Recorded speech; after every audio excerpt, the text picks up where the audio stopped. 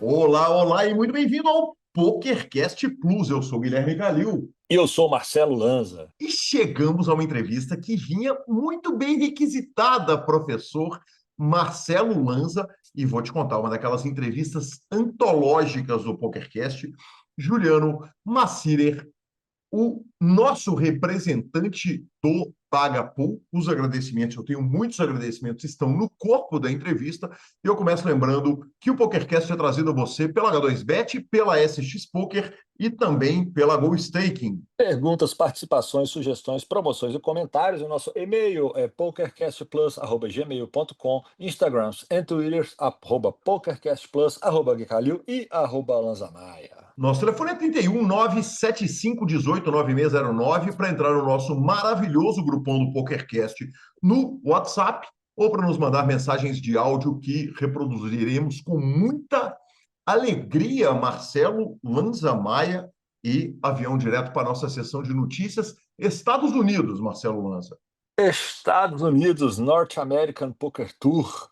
Temos a final do Main Event. Cara, impressionante, né? Eu acho que mais do que um quase título de Thomas Boivin, que é amigo do Cavalito, que eu tive o prazer de narrar múltiplas vezes lá na WSOP e que começou a aparecer para o mundo por agora, quer dizer, de repente parece que tudo que está acontecendo tem o Boivin no centro das notícias.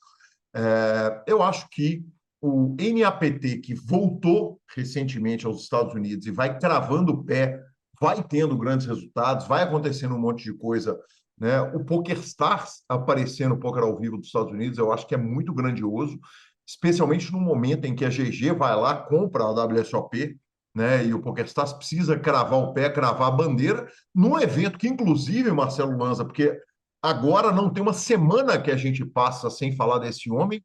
João Simão vai lá e crava o evento número 13, 10.200, no Limit Holding, com um pialouzinho mixed para $174.600. João Simão, que homem!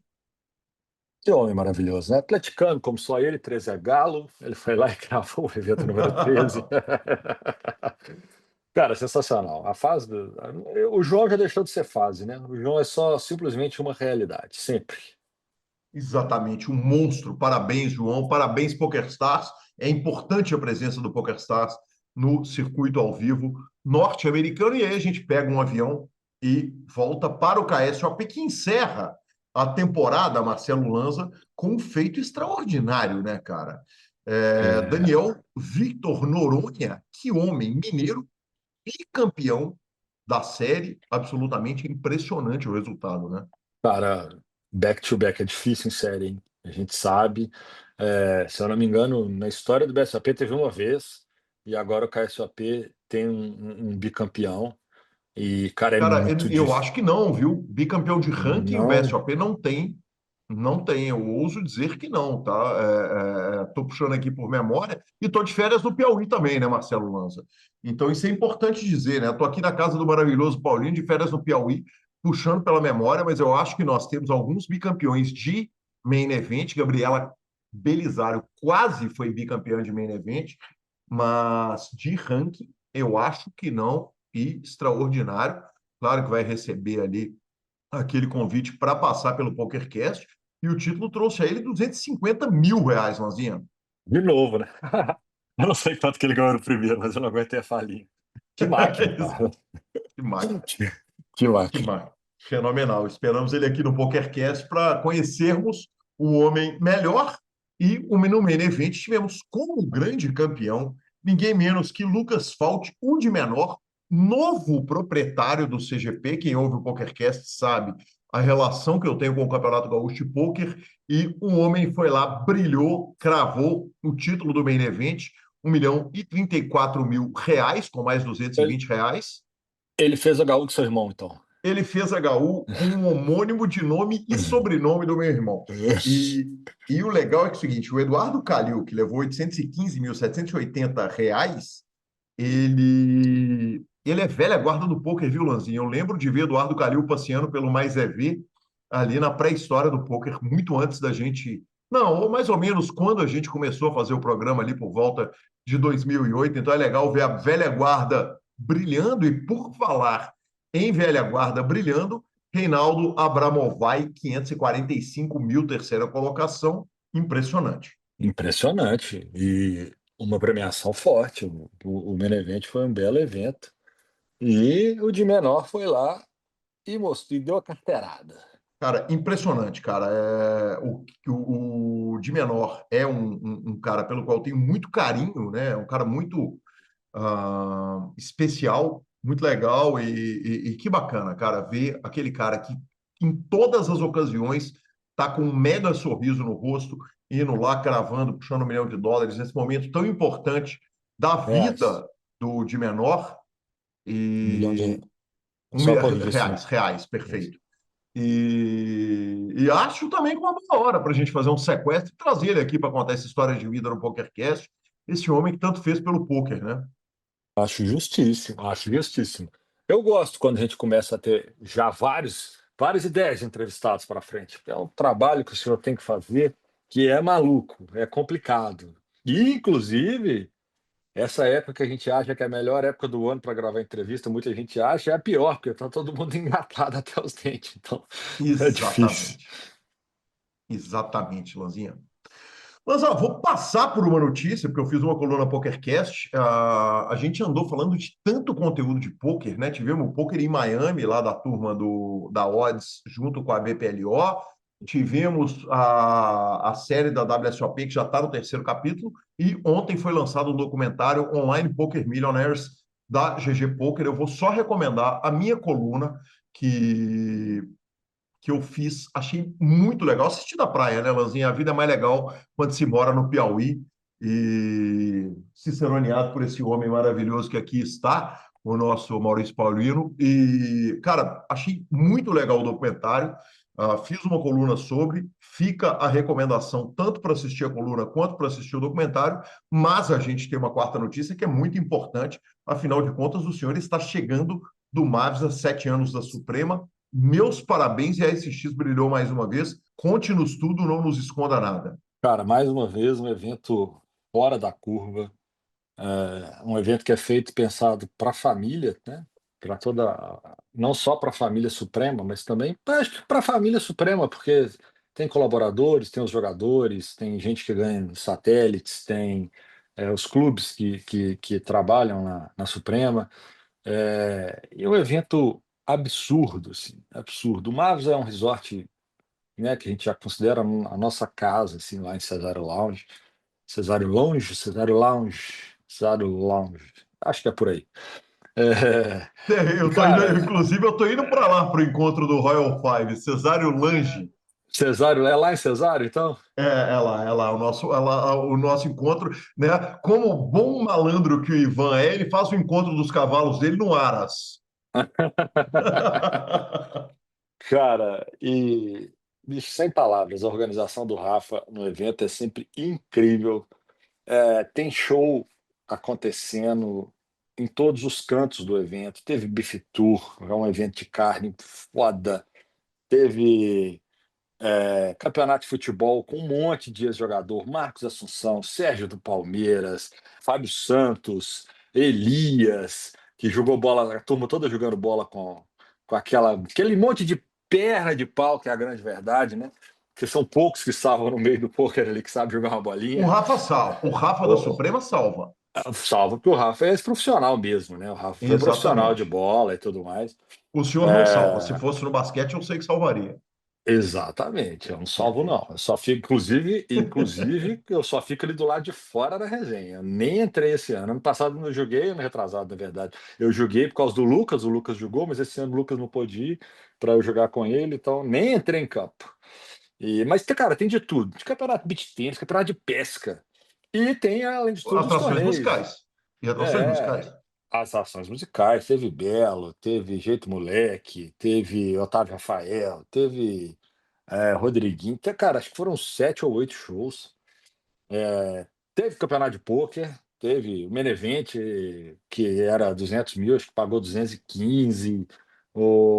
Que é assim, torneiozinho, são 3 dias só de evento e teve Teve, cara, eu acho que pagou quase meio milhão em prêmio em todos os torneios ainda. A turma engatava à noite ainda. E é um evento que todo mundo tem que parar, o horário de jantar, para jantar com a família. Os eventos param todos.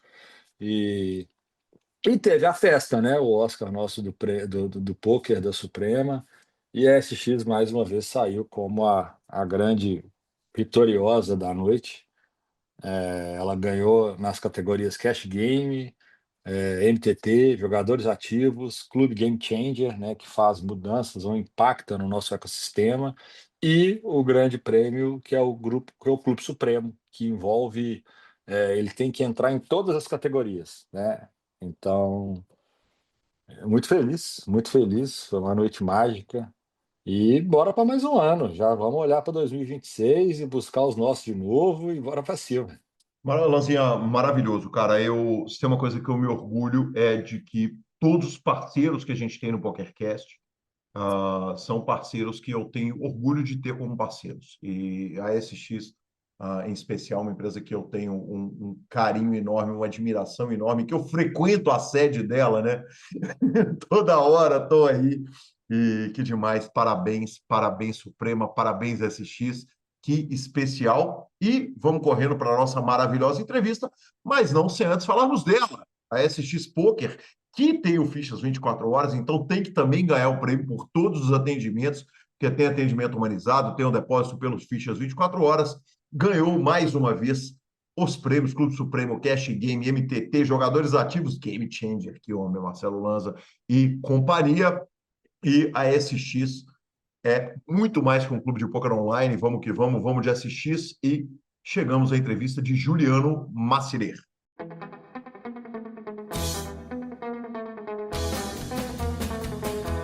E chegamos à nossa entrevista que foi pedida pelo Rafael de Matinhos e tive como contribuição tanta gente tão querida que eu vou deixar de surpresa aqui, mas já vou agradecer ao Rit Gomes e ao Rafael. E eu recebo aqui esse cara que eu fui pesquisar a vida desse homem. Que homem!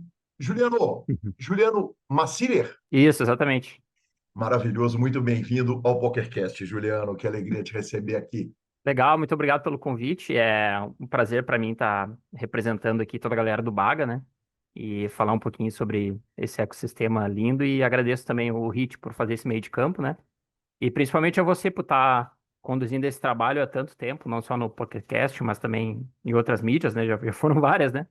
E sem dúvida tu traz aí a principal voz do poker no Brasil, trazendo, pô, já vi grandes nomes aí no teu PokerCast, né? E é um prazer pra gente estar aqui falando um pouquinho também sobre o nosso trabalho. O prazer é meu, Juliano. Eu tenho dois assuntos para tratar com você, os dois são infinitos, os dois são extremamente importantes e igualmente interessantes. Um é o Juliano, que é uma pessoa interessantíssima do poker, com características muito únicas e tudo que chegou até a nossa pauta são coisas incríveis. E a outra sobre o Baga, né, que é um formato incomum de poker, muito mais incomum do que, por exemplo, os times de pôquer. E eu tenho 1 trilhão de questões para te fazer a Sim, imagino. respeito disso, mas eu vou começar perguntando quem que era o Juliano antes do pôquer. Cara, essa pergunta é bem legal, porque quando a gente foi avançando no poker, a gente começou a ter que ter uma competição de alto desempenho, né?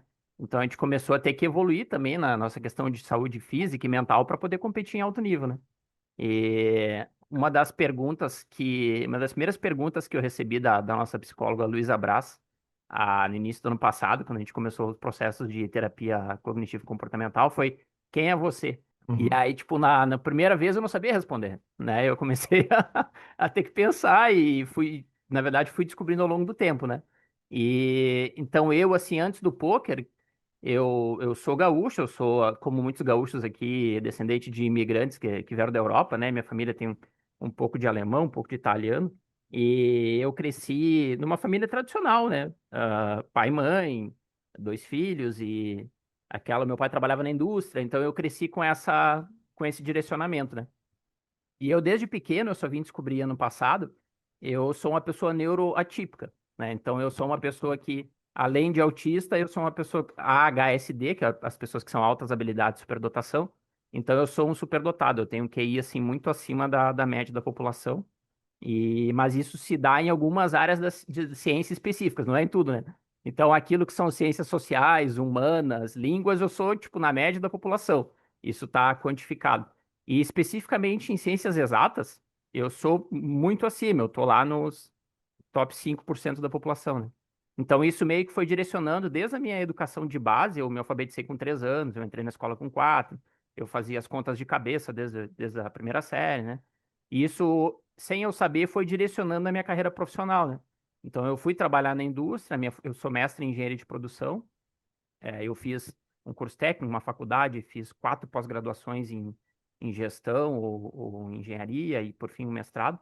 E eu tenho uma carreira de 26 anos na indústria, né? Como executivo em grandes multinacionais, né? Então, hoje eu sou também plant manager, eu lidero um site de uma empresa que é líder global em fabricação de embalagens, tá? Uma empresa que tem 70 mil funcionários, fatura 25 bilhões de dólares por ano.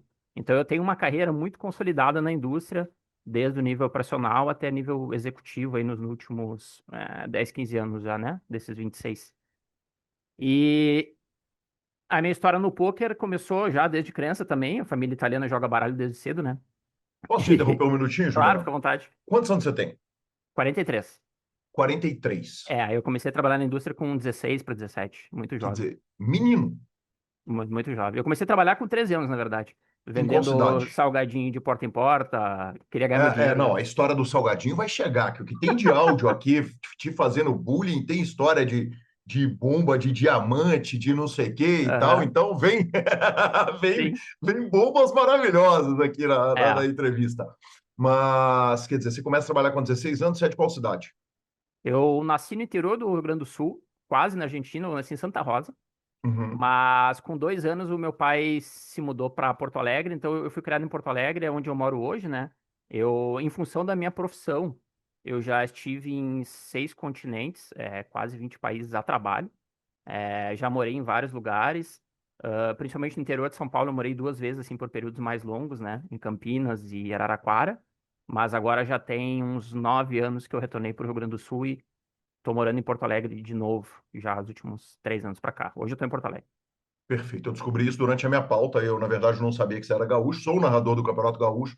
Sim. Então, me sinto, já que a família CGP me recebeu tão bem, eu me É, sinto gaúcho também. sim, sim, bem legal, bem legal. Eu tô devendo uma visita pra vocês lá, pra ti, pro Mol.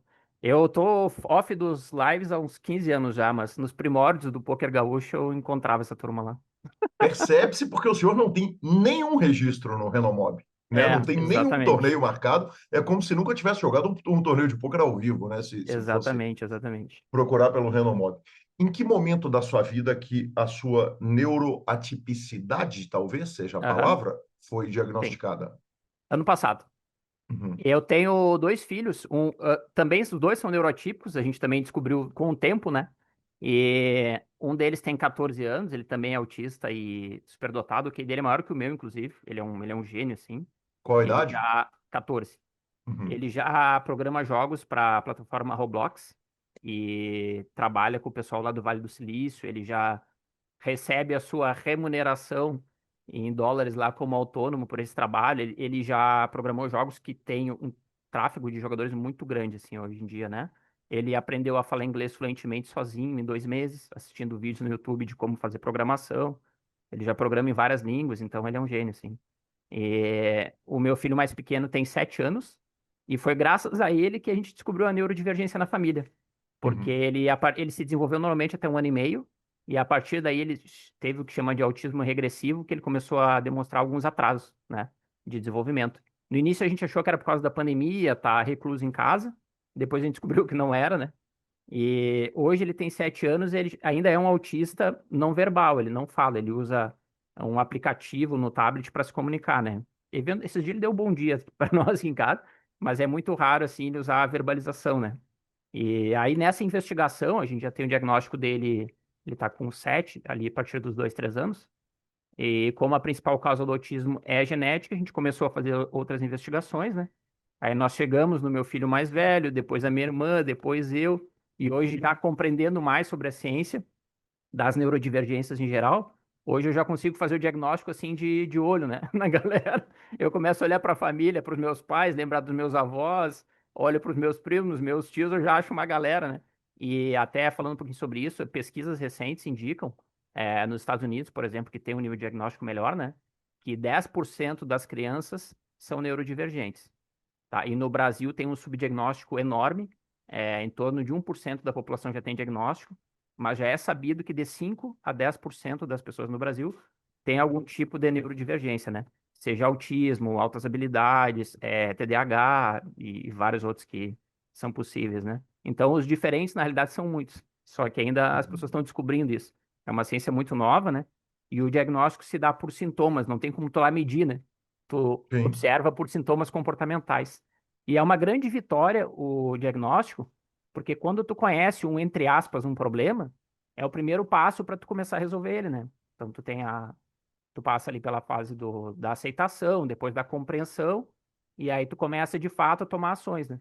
Então eu digo que ano passado para mim foi o melhor ano da minha vida e foi o mais produtivo, inclusive profissionalmente, porque me conhecendo melhor, eu consegui trabalhar melhor os meus comportamentos e a partir daí potencializar todo o potencial técnico que eu tinha também, né? Na minha interação com os outros humanos. E aí isso alavancou muito assim a minha carreira, cara, tanto no poker como na indústria mesmo e tá sendo um período maravilhoso assim para mim. E a partir disso, de ser alguém melhor, eu também tô conseguindo levar um propósito de criar opções para que outras pessoas também possam ser melhor, mas bem-sucedidas, né? Que é basicamente o que a gente vem fazendo no Baga, por exemplo.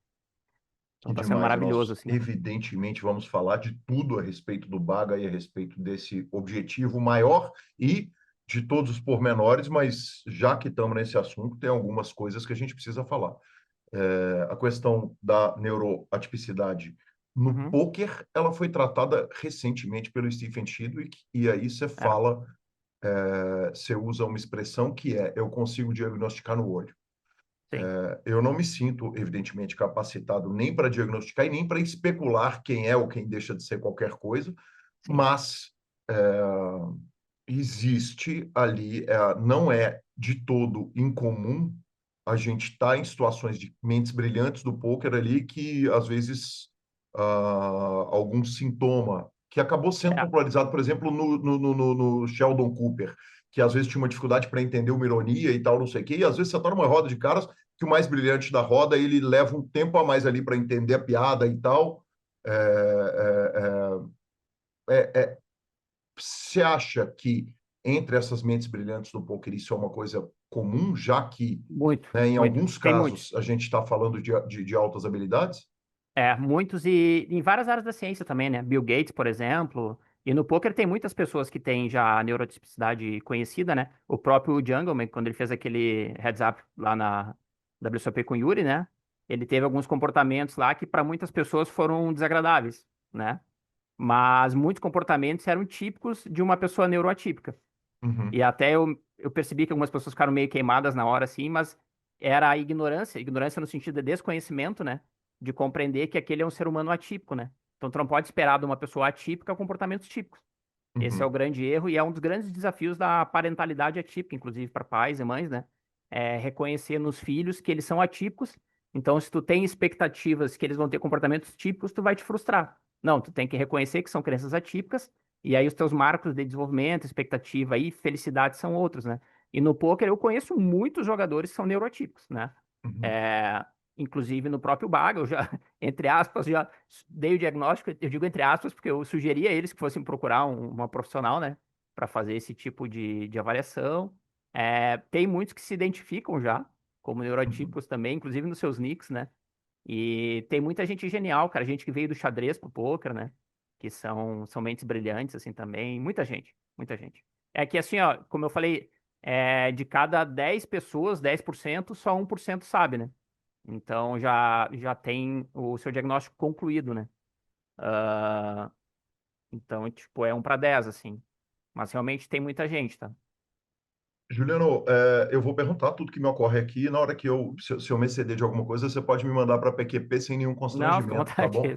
Não, eu fico feliz de falar sobre esse assunto porque, como qualquer assunto, assim, que diz respeito à equidade, inclusão, diversidade. Quanto mais as pessoas conversam sobre o assunto, mais tu compartilha conhecimento com a sociedade e a sociedade como um todo vai melhorando, né? Fica bom para todo mundo, né? Então, eu fico muito feliz de te falar sobre isso também. E, por outro lado, se tem um lugar onde a gente pode falar, porque a gente não tem limite de tempo, e, putz, aqui já foram tratados das maiores barbaridades, as coisas mais aleatórias, tipo a paixão de Tom Goldfinger pelos cafés especiais, Tem. até, né, enfim. Então, é o lugar que a gente tem para falar disso absolutamente tudo. Você falou, jogadores neurotípicos que vieram do xadrez. O pôquer, de certa forma, para quem tem uma percepção muito grande, um QI muito grande, eu imagino que deve ser uma forma muito fácil de adaptar para ganhar dinheiro, quer dizer, que vai ter, É, vão haver ali algumas facilidades que essa habilidade vai trazer dentro do poker. sim.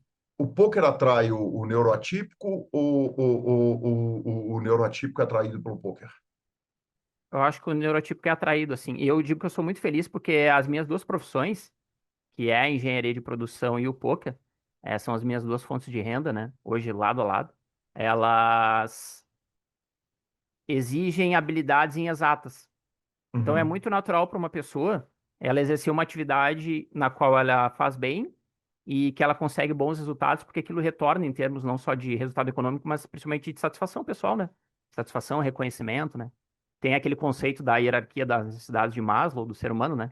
Então, as tuas primeiras necessidades são as fundamentais e básicas, né? A fisiológica, segurança. Mas uma vez que tu tem uma condição econômica básica para ter isso atendido, tu começa a buscar realização social, satisfação, etc., né? Reconhecimento. E quando tu tá bem numa profissão, te traz tudo isso, né? Então, eu acho que. Só que o poker, ele é um pouco diferente da engenharia e mais difícil para os neurotípicos. Por quê? O poker, ele exige duas áreas do conhecimento que são bem distintas, assim, ao meu ver. Fora vamos falar assim, os pré-requisitos de condição de saúde física e mental, né? Mas os dois principais conhecimentos são o teu conhecimento em exatas, para processar a parte lógica do jogo, mas ele demanda também um conhecimento social e humano muito grande, porque ele tem a parte da interpretação dos perfis de comportamento, né? E tu consegue dividir isso em termos científicos, já é feito, dividir os perfis das pessoas em diversos grupos, né?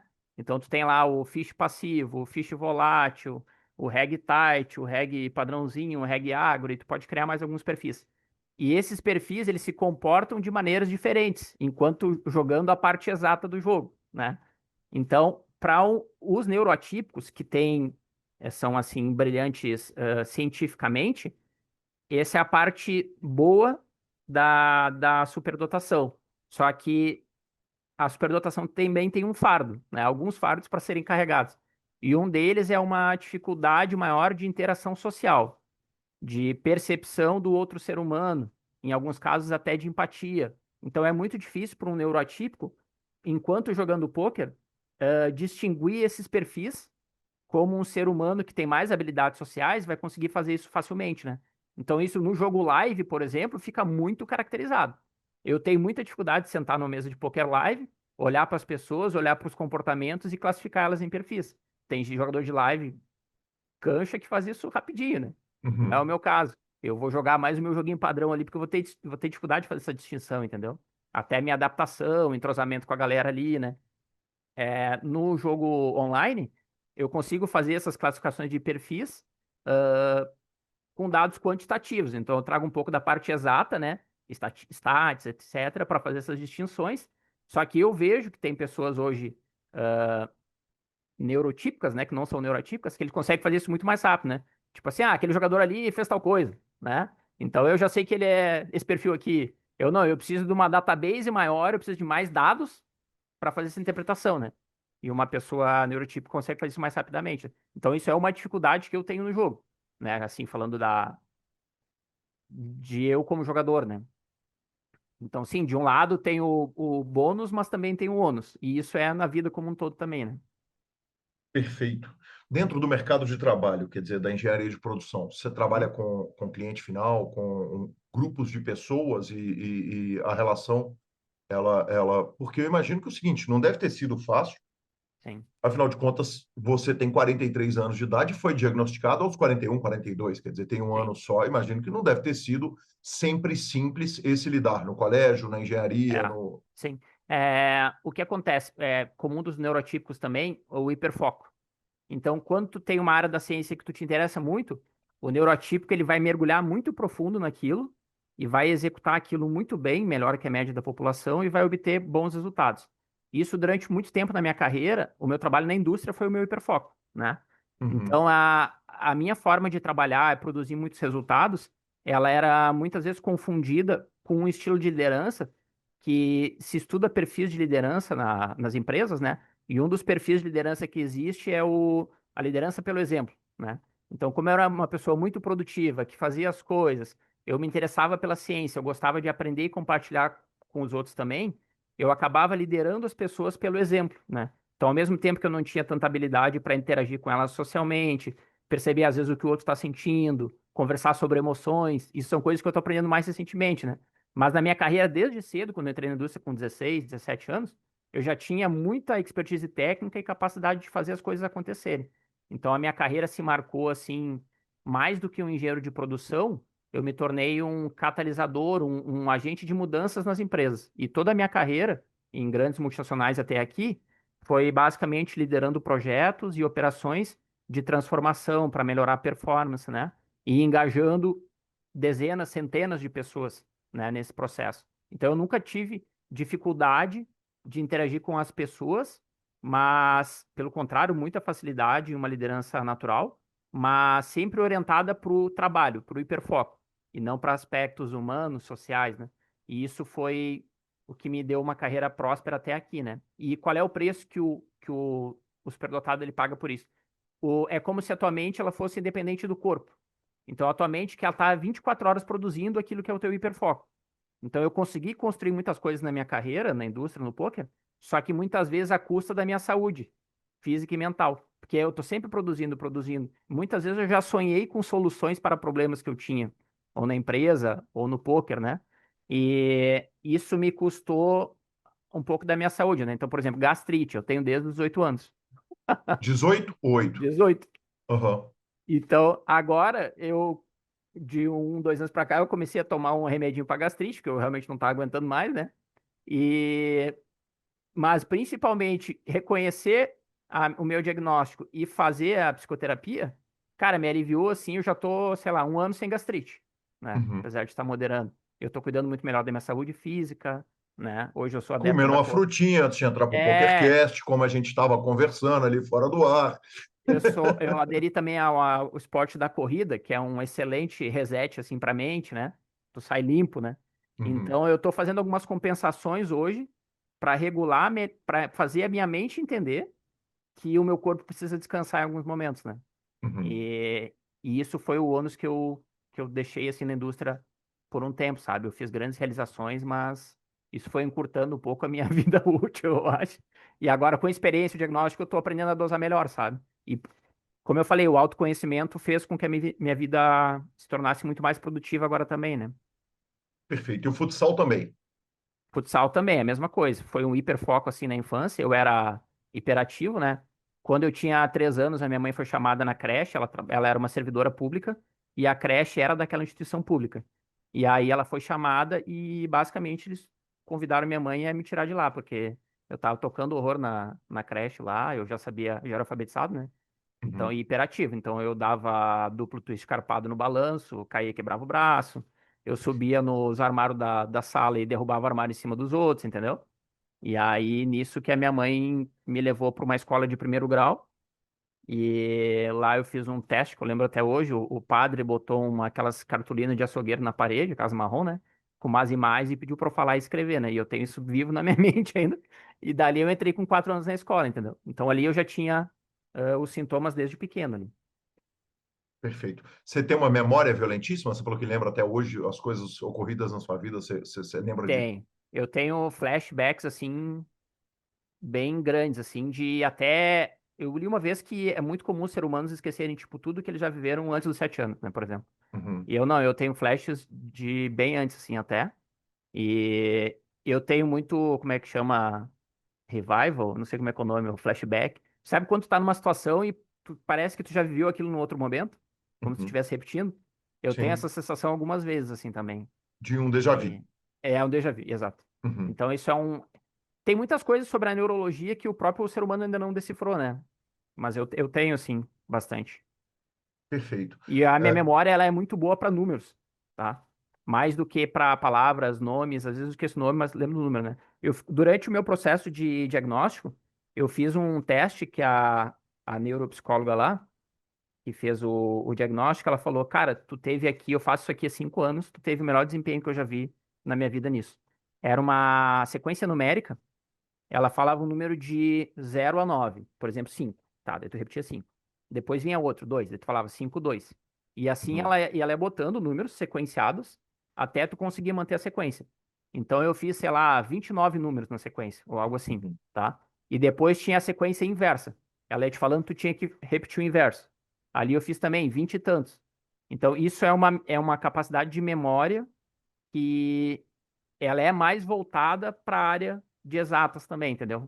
Não é uma superdotação de memória no geral, assim, também. No desenvolvimento de jogos, quer dizer, você pega um buraco, eu sei que você é um jogador de torneio, mas se você Aham. sentar na nossa mesa ali de Badulce ou de Omares, ou Dromaha, Omajack, quer dizer, aquelas modalidades que a gente vai inventando ali na hora, a sua percepção para jogos, ela pode ser surreal, assim, impressionante para adaptação para diferentes formatos? Também é muito rápido, eu aprendo as coisas muito rápido. Tudo que Uhum. for relativo a exatas, muito mais rápido que as outras pessoas. Então por exemplo, a primeira vez que eu ouvi falar na Mega Sena, a primeira coisa que eu fiz foi calcular a probabilidade de uma pessoa acertar os 6 números, né? Hoje Certo. eu sei que é 1,50 milhões, então se paga 100 milhões e custa R$ 2, vale a pena. Vai ser Uhum. mais EV ou não, então eu sei calcular isso. É, a minha família, como eu estava falando, a família da minha mãe tem descendência italiana, né? Então a minha nona, ela gostava muito de jogar canastra. Eu acho que Uhum. chama buraco aí em Minas, né? Uhum. Em alguns lugares é cacheta, né? Uhum. É Eu, uma eu tradição. não sei se são coisas diferentes. Aqui eu já ouvi falar que jogam buraco, jogam cacheta, jogam pontinho, eu não sei para que lado que vai o baralho em um dos três. E é muita tradição de família, assim, jogar canastra. Assim, todo mundo joga desde a infância. As Uhum. crianças aprendem a fazer matemática jogando canastra, né? Ou escova, né? Que é um jogo italiano. E a minha nona, ela gostava, eu, como um dos netos, era um neto que ela gostava, assim, de convidar para jogar baralho. Então eu Uhum. tenho lembrança de infância, ela já era viúva, né, há muito tempo, e eu virava à noite com ela na cama dela jogando canastra. Eu com 4, 5, 6 anos, entendeu? E já sabia jogar, entendia as regras, tudo, jogava normalmente, assim, né? E aí eu só fui Uhum. evoluindo nos jogos, né? Daí veio escova, pife, depois na adolescência o truco, né? E até que eu encontrei o poker na ESPN lá um dia, né? Que coisa maravilhosa, com o Serginho e com a Aria Guiar, certamente. Exatamente. Ambos entrevistados do PokerCast, ambos amigos queridos. Interrompo rapidamente a entrevista do Juliano para falarmos do H2Bet. O H2Bet tem lá a aba de promoções com odds maravilhosas e também com as melhores apostas super odds. Os jogos do Galo todos desse ano com super odds. Está na hora de você mudar, apostar com quem você conhece. Tem grupo de WhatsApp, tem aplicativo para Android, 100% regulamentado, aprovado, depósito e saque por Pix. Vem para o H2Bet, clica pelo link do nosso programa, porque certamente você vai estar apoiando o PokerCast e apostas são para maiores de 18 anos. Aposte com responsabilidade. Voltamos para a entrevista do Juliano. Com relação a videogames, jogos Sim, eletrônicos, essas coisas, funciona muito, igual? muito, muito, muito. Eu com 13 anos eu fui campeão de Street Fighter da minha cidade. O Que clássico demais, Street Fighter 2. que demais.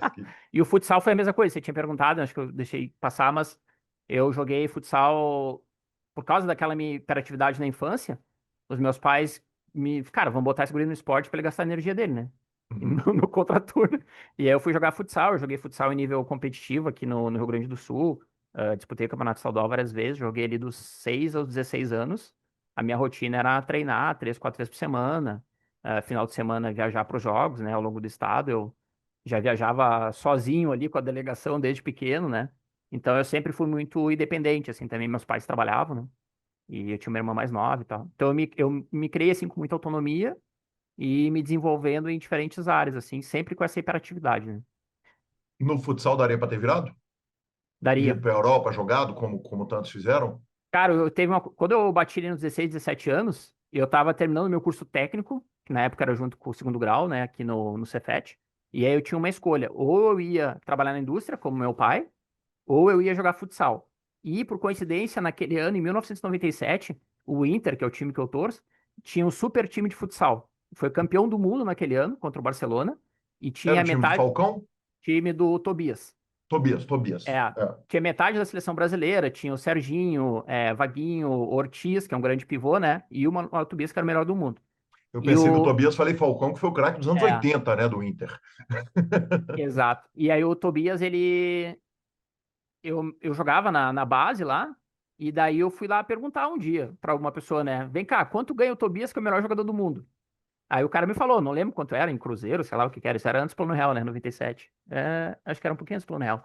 E aí eu perguntei pro meu pai, como engenheiro, quanto ganha na indústria. E era, tipo, quase a mesma coisa. Eu Uhum. falei, cara, o cara é o melhor do mundo e o meu pai é um engenheiro, né? Eles ganham quase a mesma coisa. Então, eu sei jogar futsal, mas a chance da engenharia ser melhor, né? E assim, eu não tinha nível para jogar em seleção brasileira. Eu tenho um outro rapaz que jogava comigo, assim, ele era melhor que eu, mas a gente teve junto ali muito tempo, né? E hoje ele é capitão do Corinthians, inclusive, que é o Davis, um grande jogador, já foi artilheiro da liga várias vezes, capitão do Corinthians, seleção brasileira. Ele da minha geração, assim, foi o cara que se destacou mesmo, assim, sabe? Mas eu poderia ter jogado, assim, por exemplo, em nível estadual aqui, o gauchão de futsal, eu poderia ter jogado nas principais equipes, sim. É, talvez uma Liga Nacional, uma Série B do Brasil, né, que hoje é a Liga Brasileira. Mas para viver, assim, economicamente do futsal, é muito difícil, né? Que é um esporte que não remunera tanto quanto a engenharia, não só na época como até hoje, né? Então foi Sim, mais uma escolha econômica, mas eu gostava muito do futsal também.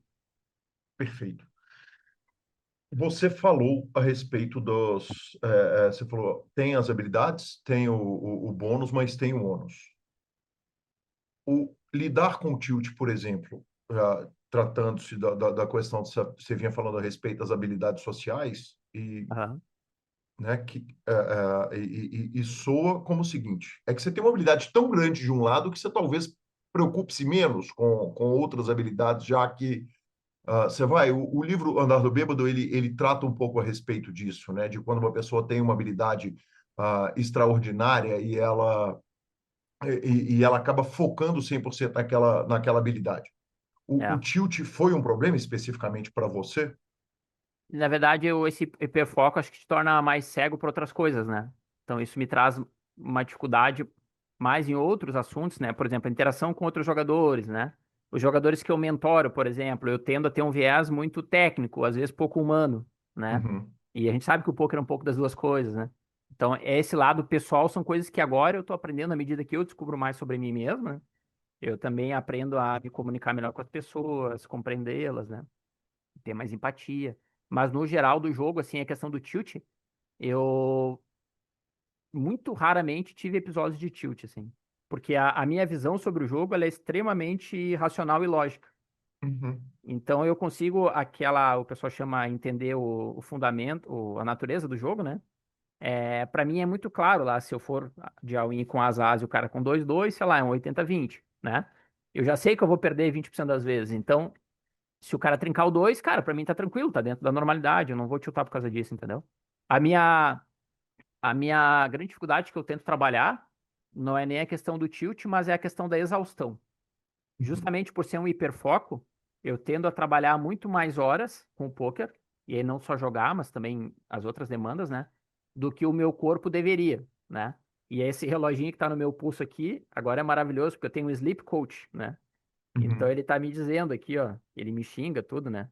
Ele tá falando, ó, não, na última noite eu fui muito bem, nota 87, dormi 7 horas e meia.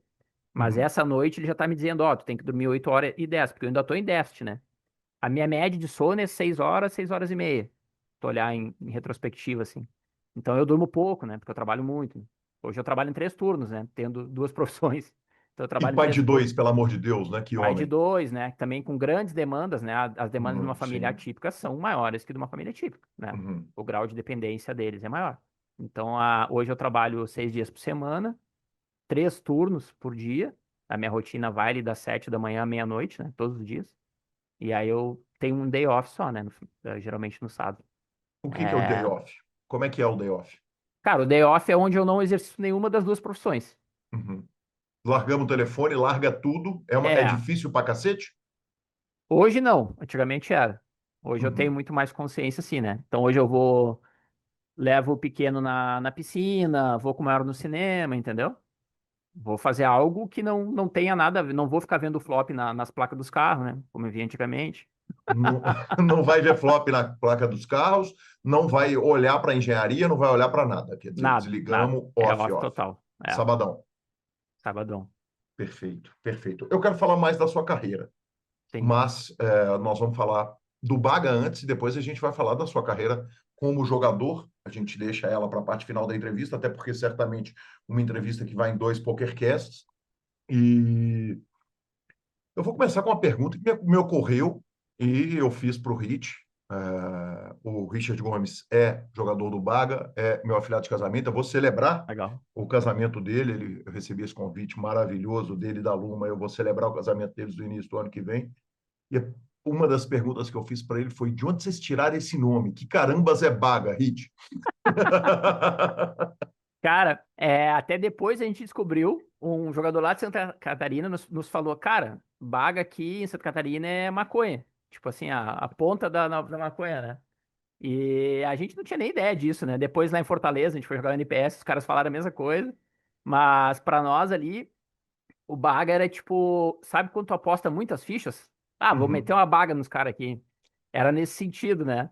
É mais uma referência ao nosso estilo de jogo, que é um estilo agro, né? uhum, Então é nesse sentido. Depois a gente foi descobrir que tinha outra conotação. Lá no início a gente descobriu que tinha uma. A gente foi ver a questão da marca e tal, né? Se não tinha nenhum problema. E a gente descobriu que em Portugal tinha uma vinícola que era Baga Vinhos, ou Baga alguma coisa assim. Mas era um nome composto, né? Era Baga alguma coisa, não era só Baga. uhum. Ah, então tá tudo bem. Então a marca Baga tá livre. Que demais, que E aí a demais. gente adotou o Baga, assim. Mas veio de uma expressão do dia a dia ali, né? Ah, aposta uma Baga aí, tipo assim. E aí um dia o Rich vira para mim e fala, cara, parei de jogar para time, agora eu jogo para pool. E eu falei, Sim. poxa, mas espera aí, pool é o quê? Quem está fazendo pool são o 22 é Nuts, com o Yuri, com o Sage, que Ah, são os maiores vai nomes ter isso. de pôquer do mundo. São aquele grupo de alemães, né, do Vogelsen, do Fedor, daqueles caras. Esses caras são os caras que estão jogando em pool. Imaginar um pool acessível para um mortal é um negócio que parece um tanto difícil. Claro que eu fui Aham. pesquisar. Eu vou transicionar a fala entre o Juliano e o Baga com o áudio da nossa querida Dani Feite, que Ah, gentilmente legal. colaborou aqui com a nossa pauta. Bom dia, Carlinhos. Bom dia, tudo bem? Como que você tá? Primeiramente, desculpa aí já pela barulheira, se tiver, porque eu tô na rua, eu tô voltando do Pilates. E segundo, obrigada aí pelo jogador a celebridade. Fico lisonjeada, mas Eu vou me referir a ela, claro, né? Porque ela é jogadora celebridade. Sim. muito feliz que você vai entrevistar o Juliano. Ele é uma pessoa que vai conseguir, com certeza, mostrar aí a grandeza do projeto. O projeto do Baga, que foi idealizado aí pelo Juliano, pelos sócios dele, né? É um projeto bem legal e bem bonito, assim, porque eles começaram só ali na intenção de ser jogadores, né? Mas eles estão expandindo isso e levando isso para que mais pessoas conheçam um formato que mudou a vida deles, né? Esse formato mudou a vida deles e eles viram o potencial de fazer isso mudar a vida de outras pessoas também. E foi o que aconteceu ali quando eles me apresentaram o projeto. Muita gente acha que eu faço parte do Baga Pool, eu faço parte ali do ecossistema deles, mas eu faço parte de outra pool, né? Eu não jogo com eles, eu jogo em outra pool que inicialmente foi mentorada por eles, mas que hoje não é, mas vai voltar a ser com certeza, né? Eu sou sócia do Richard, que eu acho que você conhece, né? Em outra pool, mas eu sou muito grata ali por eles terem me convidado para conhecer o projeto e o formato, que hoje eu falo assim, com toda certeza que é um dos melhores formatos, assim, para seguir na carreira profissional e amenizar todos os ônus que tem ser jogador de pôquer. A pool, ela acaba dando esse alívio, né? Que é a parte da variância, a parte da pressão psicológica ali, da parte financeira também, né? Então, é bem legal que você conheça o projeto e que o mundo do pôquer conheça o projeto, porque eu sempre, assim, eu fico pensando, converso bastante com os meninos, se for olhar pelo lado financeiro do projeto, com certeza valeria muito mais a pena eles continuarem só eles ali, porque eles são muito lucrativos, né? Mas não, eles querem mudar a vida de outras pessoas, assim como o formato, o poker mudou a vida deles. E eu acho isso muito bonito, porque o retorno disso para eles é muito mais em trabalho do que em dinheiro. Então, no caso, o retorno de expandir o projeto, né, de levar para mais pessoas. Então, eu acho isso muito legal. Então, é isso. Não é nem nada demais, é só a minha visão sobre todo o projeto e tenta espremer o Juliano aí, porque o Juliano aí é uma cabeça pensante que tem muita, muita coisa legal para falar, eu tenho certeza. É isso, valeu, Calil, tamo junto e obrigada aí pela consideração. Dani Feiti sempre magnífica, sempre extraordinária. E coloca essas palavras tão importantes, é tudo demais, né? Corrigindo ela, ela falou, não é nada demais. Né? A visão dela é super importante a respeito do projeto. E, afinal de contas, Juliano, o que é uma pool? Como que funciona uma pool? Legal, vou falar primeiro um pouquinho, então, acho que o conceito do que é uma pool, né? Depois a gente pode falar um pouquinho do Baga. Até aproveitando o gancho, a gente tem um site que é o bagapool.com.br e lá é uma landing page para nossa comunidade no Discord. Tem também um link para o nosso YouTube, que a gente recém lançou e estamos lançando agora um curso gratuito sobre gestão de carreira no poker, né? E já tem um link também para Twitch, que em breve a gente está abrindo Twitch, tá? Mas lá no YouTube a gente lançou agora os primeiros episódios desse curso. E no segundo vídeo, o Dani traz um pouco do conceito do que é uma pool, né? Então, basicamente, para te responder, uma pool é um grupo de pessoas que compartilham os seus resultados jogando, seja os bons ou os ruins, né? E aí tem 4 benefícios fundamentais de jogar em pool, que eu vou listar eles. O primeiro deles é a divisão do bankroll, né? Então, um jogador, para ele jogar sozinho, dado que existe variância no poker, ele precisa de X buy-ins para poder jogar o ABI que ele quer jogar, né? Quando a gente faz simulações lá no Prime Dope, a gente vê que para um jogador de MTT, geralmente, depende um pouco da escolha de grade que ele faz, do ROI, etc. Mas para generalizar assim, a gente pode dizer que o jogador precisa de 1.000 buy-ins para jogar o ABI que ele quer jogar. Então, se ele quer jogar o ABI 10, por exemplo, ele deveria ter $10.000 de banca, né? Quando você joga numa pool com 5 jogadores, você vai no Prime Dope e faz a mesma simulação com 5 vezes mais volume, a resposta que ele te dá é basicamente a mesma para a banca necessária, continua sendo os mesmos $10.000. Então, você pode jogar o mesmo ABI 10, só que em vez de alocar $10.000 de capital, você vai dividir os $10.000 entre 5 pessoas, $2.000.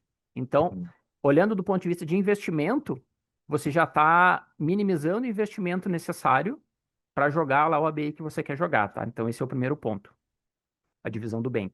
O segundo ponto é a menor variância. Por que menor variância? Porque tu está compartilhando as tuas swings, né, up and down swings, com outras pessoas. No meu caso, nós somos 6, né? Então, o resultado que eu ia levar para atingir em 6 meses, a gente atinge em 1, né? As swings que eu ia passar em 6 meses, a gente ia passar em 1. E o que a gente descobriu sobre variância muito rapidamente, até virou um bordão, né? Pool não tem make-up. Esse bordão foi até usado depois por outros no mercado, né? Ah, meu time não tem make-up e tal. Por que pool não tem make-up? Porque uma pool bem gerida nunca perde. Todos nós 6 individualmente, jogando em times, a gente já ficou em alguns períodos negativo. Mas nós 6 juntos, já estamos juntos há 2 anos e meio, nós nunca, quase 2 anos e meio, a gente nunca teve um mês negativo. Nunca. O nosso pior mês foi um mês que a gente ficou no 0-0. Uhum. Então, a nossa downswing, enquanto o pool, é andar de lado ali 2, 3, 4 semanas, né? Então, a gente tem menor investimento, o primeiro ponto. O segundo ponto, menor risco. O terceiro ponto que a gente descobriu com o tempo é que a gente tem maior EV e maior ROI, tá? E isso aconteceu com a gente e aconteceu com as dezenas de pools que a gente mentorou depois. Quando a gente compara o nosso EV e o nosso ROI com a média do mercado, e daí eu estou falando dos regs, dos stables que tem no mercado, não estou falando nem dos fichas, né? A gente tem, em média, o dobro de EV e o dobro de ROI. Por quê? E isso não é um mérito nosso, porque quando individualmente a gente estava num stable, a gente também tinha metade do que a gente tem hoje, né? Uhum. Então, o mérito é do modelo, não é o mérito nosso, né? Porque o que o modelo te traz? E nós somos todos humanos, né? Então, se eu tenho uma estabilidade econômica maior, a minha saúde mental é melhor. Quando eu for jogar, até me arrepio, que é uma transformação mesmo na nossa vida. Quando eu vou jogar, eu vou estar mais tranquilo emocionalmente para Uhum. jogar. E o jogo que realiza mais EV hoje, o poker mudou muito com o advento dos solvers e tal, né? É o jogo agressivo.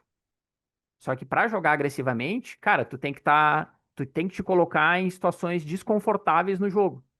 Para tu te colocar em situações desconfortáveis no jogo pro ser humano, tu tem que estar confortável com algumas outras coisas, né? E o dinheiro é uma delas, né? Então, a estabilidade econômica maximiza EV e ROI. A estabilidade psicológica também, por consequência, você está sempre ganhando, né? Isso é qualquer mentor experiente que você pegar no mercado, ele vai te dizer, cara, o meu jogador quando entra em downswing, ele começa a jogar mais tight. Uhum. Isso é natural, né? E o terceiro ponto é o técnico. Como tu tá interagindo entre pessoas para melhorar o teu jogo, tu vai aprender mais. E é diferente assim, porque quando tu compartilha os resultados econômicos com as pessoas que estão em volta de ti, tu passa a ter mais interesse que elas também aprendam. Porque tu não vai ganhar só jogando, tu vai ganhar quando elas ganham, né? Então, o vínculo, hoje eu digo pros guris que, cara, a gente tem um casamento. Pool é um casamento, é um bordão nosso. O vínculo Uhum. que eu tenho hoje com os meus sócios é muito grande, entendeu? Então, naturalmente, a gente vai se desenvolvendo mais rapidamente, né?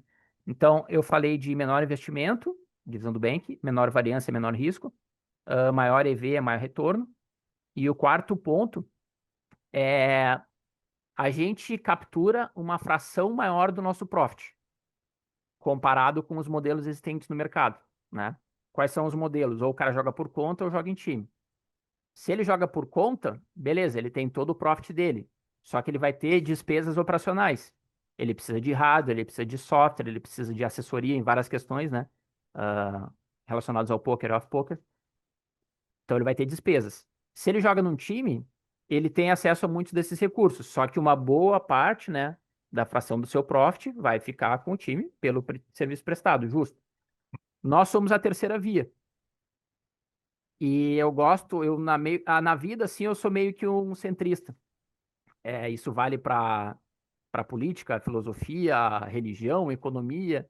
E no poker a gente é meio que um centrista terceira via também, porque a gente compartilha meio que o que tem de melhor nos dois modelos, né? Eu tenho o compartilhamento de recursos, então isso já reduz a minha despesa operacional, porque eu vou dividir a minha despesa desse recurso entre mais pessoas. Eu tenho um grupo de estudo, como eu teria no meu time, e ainda mais forte, com mais interesse, e eu tenho essa mitigação da variância. Então eu consigo performar melhor, eu tenho menos despesas, proporcionalmente, e a minha fração do meu resultado é muito maior, né? Então, o resultado econômico disso, ele é incomparável. E a gente já imaginava isso nas nossas projeções, mas quando a gente começou a experimentar isso de fato ali, já nos primeiros meses, a gente falou, não, cara, isso aqui é bom demais para ser verdade, não, sabe? Nós estamos runando bem, foi a primeira impressão. É, só que assim, a gente foi bem racional, a gente conseguiu olhar os números, olhar a lógica e viu que aquilo fazia sentido. E aí a Uhum. gente pensou, cara, vamos espalhar isso aqui, porque isso aqui é muito bom. A gente não pode ficar sozinho com isso. E aí foi mais, como a Dani falou, Foi mais uma questão de propósito mesmo, né? Então, hoje, o que que é o Baga? O Baga, ele é um ecossistema, ele é uma incubadora de pools, tal qual existem incubadoras de empresas startups em outros segmentos, Uhum. né? Aqui em Porto Alegre tem o Instituto Caldeira, por exemplo, né? Que é meio que um condomínio de startups. Então, lá tu tem várias empresas que compartilham os recursos daquele local, né? Algumas despesas e tal, e junto aquelas startups vão crescer juntas. E a gente vê as pools como startups, pequenas empresas, jogadores que têm espírito empreendedor, querem ser donos do seu negócio e que estão no nosso ambiente compartilhando recursos. Então, a gente tem hoje ali já 400 jogadores nesse ecossistema, é, todos eles regulares, tá? Jogando em pool, ou player individual, ou jogador de time que quer migrar para esse modelo.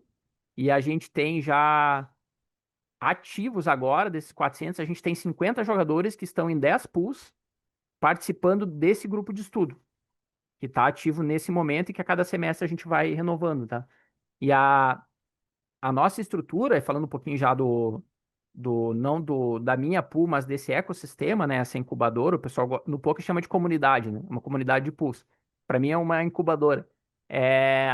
A gente já formou, então, dezenas de pools e a gente ajuda os jogadores a fazer essa transição da carreira ali do cara que está começando, que já é profissional, mas para que ele possa efetivamente viver do jogo, né? E ter uma renda relevante que permita ele viver daquilo. Hoje a gente conseguiu, depois de 2 anos e pouco aí, cara, a gente já se colocou numa condição, assim, economicamente muito favorável. A gente tá, tipo, eu falei pros guris esses dias, cara, mostrei a pirâmide de renda no Brasil, né?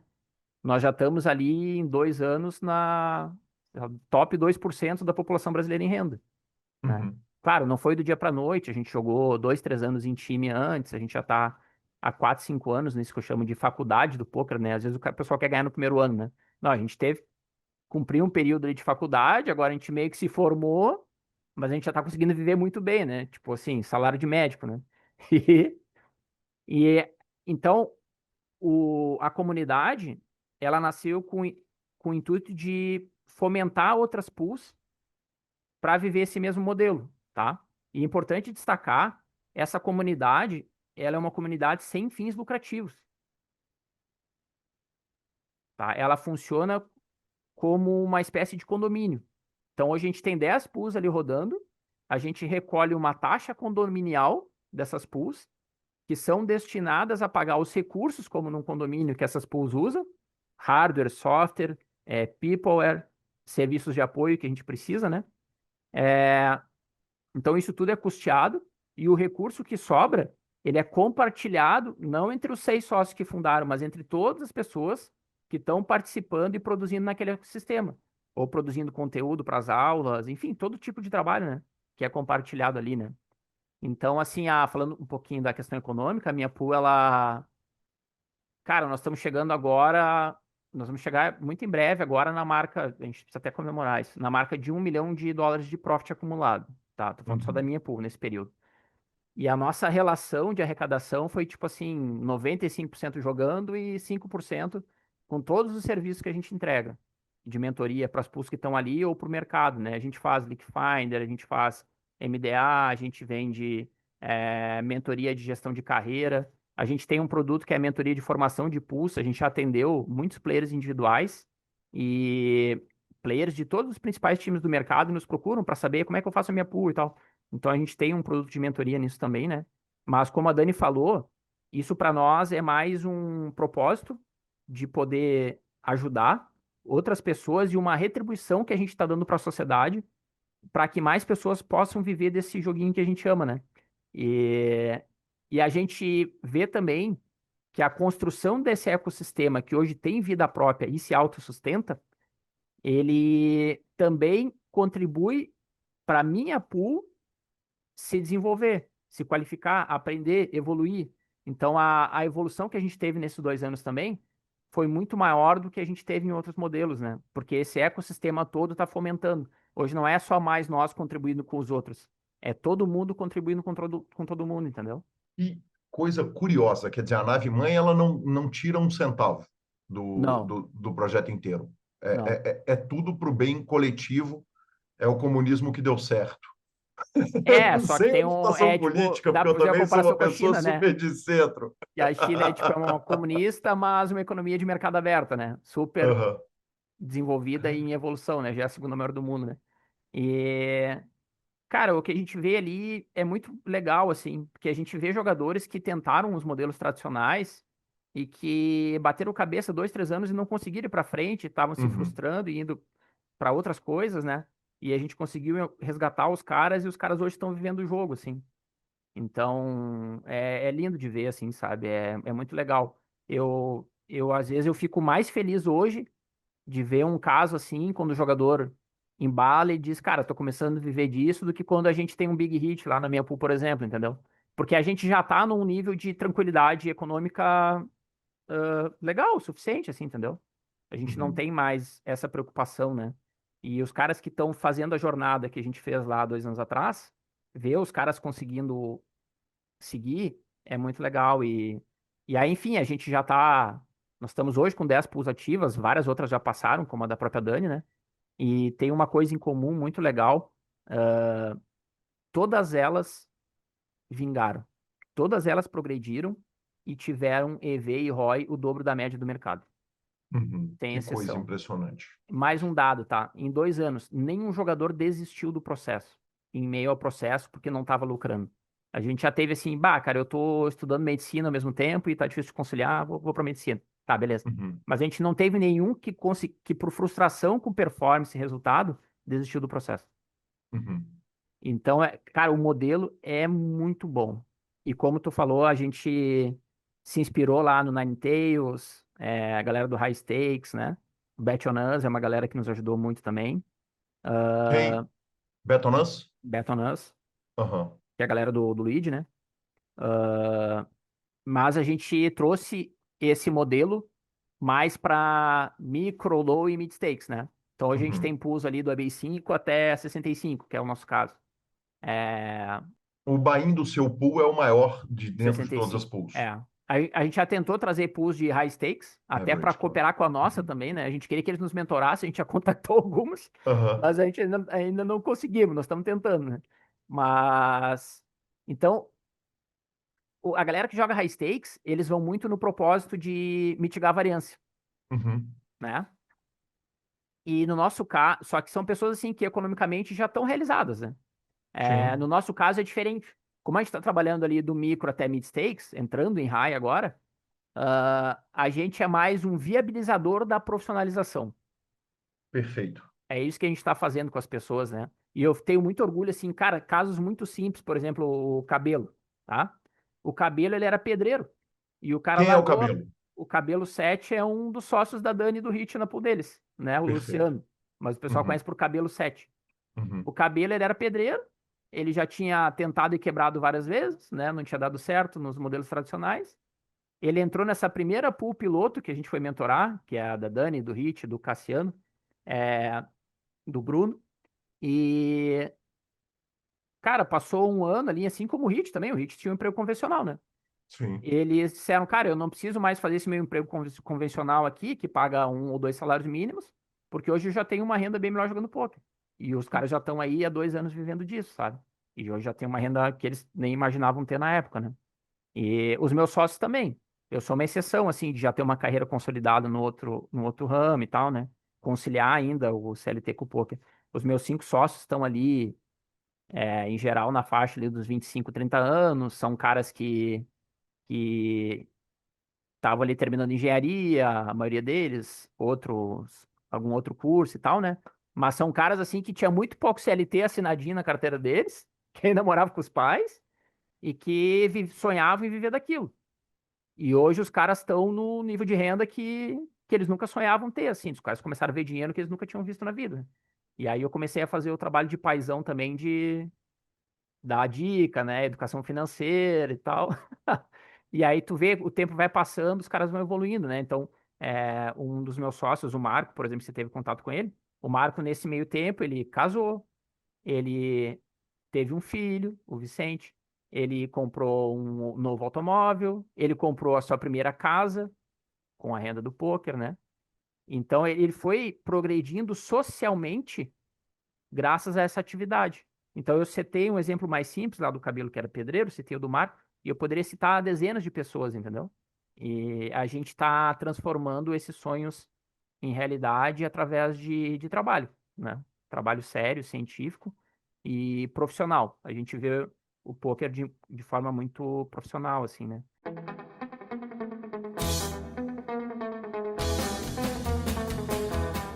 Marcelo Lanza, primeira parte, nada menos que esplêndida. Que homem é o Juliano, cara. Uma entrevista realmente que me surpreendeu e a segunda parte também tá animal. Animal, animal, animal. Que visão, né? Que percepção diferente das coisas, né, cara? Sim, definitivamente. Que história. Que história. Vamos aguardando ansiosamente a segunda partida. Aí sim. E claro que nós vamos para as nossas redes sociais, mas não sem antes falarmos da primeira plataforma de staking de poker do Brasil. Está chegando o BSOP, terminou o KSOP, TH2 Fan Festival vindo e, claro, na Go Staking você anuncia a sua action, você compra a ação de outros jogadores, você vê os destaques com a segurança, claro, da Pay for Fun, embaixadores Rodrigo Garrido, Carol Dupré, e a chance de você unir poker e investimento. Já avisei, estarei anunciado na Go Staking, ou para o BSOP ou para o H2 Fan Festival, muito possivelmente para os dois. Então, corre para Go Staking, vamos embora, vamos comprar esse lote na Lua, que é um pedaço de Guilherme Calil, Marcelo Lanza. Já falei que o meu é só separar o tamanho lá do meu lote, do meu pedaço do lote. Maravilhoso, Lanzinha. Bora de redes sociais, então? Vamos embora de redes sociais. Uma coisa muito importante, Marcelo Lanza, é o seguinte: como a gente havia dito, eu estou aqui no Piauí. Estou em Barra Grande do Piauí. E, cara, eu estava num lugar que é um lugar que é uma balada com. É um complexo de restaurantes, lojas, cafeterias e tal, não sei o quê. E o músico lá do Pitel, que é o nome desse empreendimento, anunciou no microfone do nada o seguinte: acaba de entrar no recinto o homem mais disputado de Barra Grande, Paulino, vamos chegando. E, cara, é absolutamente fenomenal, porque, primeiro, o seguinte: Barra Grande é um paraíso que eu tenho até medo de falar no PokerCast e disso ser divulgado o suficiente para deixar de ser o paraíso que é. Zero violência urbana, zero problema. Cara, é o lugar que, assim, é a perfeição de praia, com cuidado, com uma beleza de tudo que é feito aqui, que é extraordinário. E aí eu vim para cá, vim com Maria Júlia e fomos recebidos pelo Paulino, cara, que nos recebeu com tanto carinho, com tanta atenção. Eu estou vendo os dois fazerem kitesurf, não é a minha coisa, então estou ali na prainha, tranquilo, tomando a minha praia e água de coco de dia, cerveja à noite, tudo na paz.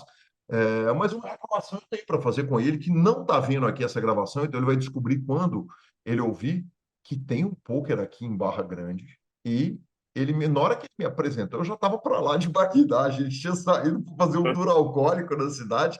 Aí ele me leva para o cash game, eu não tinha condição psíquica de sentar no poker, então vou ter que voltar para a Barra Grande, no município de Cajueiro da Praia, e jogar pôquer com a turma de cá. Foi demais, está sendo demais. Ainda fico aqui até sábado, daqui vou direto para o BSOP. BSOP para o encontro do time para o CGP. Enfim, o plano é esse. Tá demais. Que semana, Marcelo Lanza? Que semana eu merecia, tá? O senhor não merece nada menos do que isso. Nada menos do que isso. E parabéns ao Maravilhoso. Paulino, hein? Parabéns ao Paulino. Anunciado no microfone e tudo mais. Que homem, hein? Cara, deixa Que eu te falar, homem. esse homem dançando forró com a cidade inteira, bicho, é bonito de ver. E voa. No kite aqui, ele fez uma viagem de 72 quilômetros voltando de lesão. Foi demais. Ele que é ouvinte semanal do PokerCast, né? Religiosamente tá em dia com o programa. Aí sim. Bora lá? Bora lá, vamos embora de finalização, Marcelo Lanza, pokercastplus.com.br. Estamos no YouTube PokerCast Plus. Assine o canal, para a gente é super importante. Comentar também nos vídeos ajuda pra caramba. Estamos no Spotify, Deezer e todas as outras plataformas. E vamos embora de dica cultural. Cara, dica cultural, dica cultural. Eu tô vendo a dica cultural da semana passada que eu dei e eu ainda falei que eu tava no hype de Stranger Things. Gabi não viu a última temporada e meia, então tô vendo com ela ainda. Então, assim, eu tô acabando de ver The Witcher, tô vendo com a Gabi Stranger Things, mas tem a dica que o Léo deu, hein? Tem a dica que o Léo deu, hein? Nós vamos dar dica. Então, dica de Leonardo Cansado. Exatamente, dica de Leonardo Documentário de Cansado. Ed Murphy no Netflix. Ainda não assisti, tenho certeza que o senhor também não Também assistiu, não, também não, mas mas assistirei, gosto muito, gosto muito. exatamente o nome é Eu, Ed. Então fica a dica de Leonardo Cansado, emprestadíssima aqui no PokerCast. E, Lanzinho, eu estou fazendo uma atividade que gosto muito na praia, que é a leitura, cara.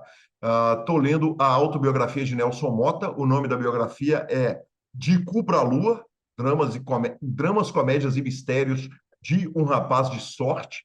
O livro é uma delícia, cara. Tudo que ele escreve é fantástico e ler sobre a vida desse craque tem sido demais. Então fica rico de dica cultural essa semana. Fica assim, porque cada um gosta de uma coisa, né? Eu, por exemplo, na praia eu bebo. É verdade. Apenas isso. Se eu entrar na praia às 8, eu bebo. A partir do momento que eu pisei na areia, eu estou liberado para beber, independente da hora do dia. Então eu bebo. Eu adoro ficar olhando para o mar com o pé na areia e tomando uma. Aquilo me dá uma paz, que é uma beleza.